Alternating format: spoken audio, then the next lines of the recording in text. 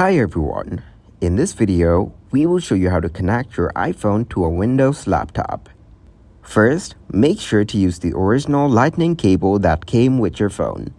Avoid using local cables for a stable connection. Begin by opening your laptop and plugging the USB end of the lightning cable into any available USB socket. Next, unlock your iPhone screen and navigate to Settings. Then scroll down in Settings and tap on Display and Brightness.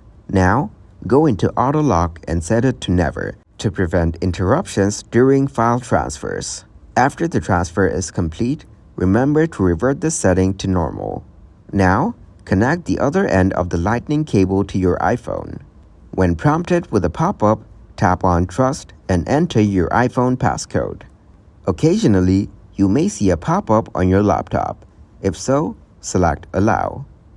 Then, open File Explorer and navigate to this PC to access your iPhone drive. Congratulations! Your iPhone is now successfully connected to your Windows laptop. Now, open up this PC on your laptop.